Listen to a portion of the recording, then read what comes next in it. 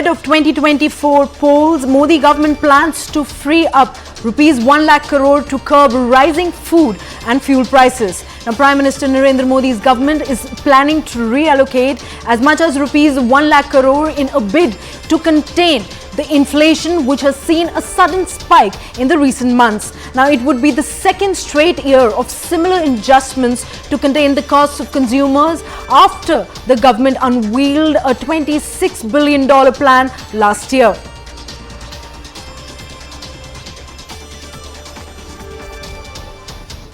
Well, it would be the second year straight year of similar adjustments in order to contain or curb the rising prices and inflation of the consumer goods after the government unveiled a $26 billion plan last year.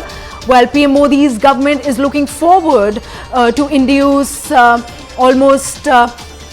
reallocate as much as rupees 1 lakh crore in a bid to contain the inflation this year after a sudden spike is seen in the recent months. Now, it would be the second year at a stretch for the similar adjustments to contain the costs of consumer goods after the government unveiled a $26 billion plan last year. Now, joining me in the broadcast is my colleague Pallavi. A very good morning, Pallavi. Well, this is another attempt of the central government to curb the inflation. What more reports are we getting on this, and how is it likely going to help?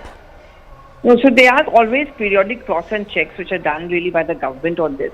And in this case, of course, there have been concerns which were raised, and something which the finance minister herself mentioned, that various steps will be taken. What really affects food prices is, of course, the seasonal factors. That's what the government has been saying. And as far as if you're talking specifically about rising prices of tomatoes, there have been food federations which has been providing for tomatoes at controlled rates, which has been, and therefore the more and more of it is being unleashed to the market, and the government maintains that this is something which are also because of the seasonal factors. But apart from that, it's your fuel bills, which if they are consistently high, there are concerns it has inflationary tendencies.